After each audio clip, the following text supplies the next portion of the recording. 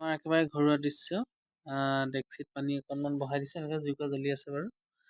আৰু ঠাণ্ডা গৰম মিক্সৰ যিহেতু সময় আহিছে, সেইটো কাৰণে আপোনালোকলৈ এটি ভিডিঅ' আগবঢ়াইছোঁ। এয়া চাওক, মই মিঠাতেল লৈ লৈছোঁ আৰু মিঠাতেলত আপোনালোকে 2 বা 3 ফুটা তেনেকৈ 2-3 ফুটা নহ'লেও সৰু ল'ৰাৰ কাৰণে যদি হয় অকণমান কমকৈ দিব, আৰু ডাঙৰ মানুহৰ কাৰণে অকণমান বেছিকৈও দিব পাৰে।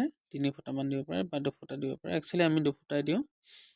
নহৰু লৈ আপোনালোকে ইয়াত দিব পাৰে, এনেকৈ দিয়ক।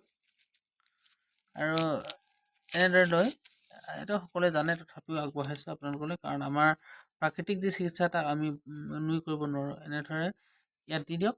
আৰু যেতিয়া আমি জুইত দিয়াৰ লগে লগে আমাৰ যেতিয়া উতলিব ধৰিব, উতলাৰ লগে লগে যেতিয়া উতলিব, আৰু উতলাৰ পিছত আপোনালোকে বৰ বেছি সময় উতলিব নিদিব। অকণমান উতলা হ'লে আপোনালোকে এনেদৰে নমাই দিব। মই যিহেতু দিলোঁ তাৰ উপৰিও নমাই থৈছোঁ, আপোনালোকক দেখুৱাবৰ কাৰণে দেখুৱাইছিলোঁ। আপোনালোকে ধৰণে সকলোৱে কৰক। যিহেতু ঠাণ্ডা গৰম মিক্সৰ যি সময়, সেই সময়খিনি ইমান ভাল সময় নহয়, কাৰণ বেমাৰ আজাৰে আমাক বহুতে আক্ৰমণ কৰিব লৈ এইটো সময়তে। সকলোৱে যাতে ভালে থাকে। ধন্যবাদ। আপোনালোকে মোৰ ভিডিঅ'টো যিমান পাৰে শ্বেয়াৰ কৰি দিব। ঠিক আছে।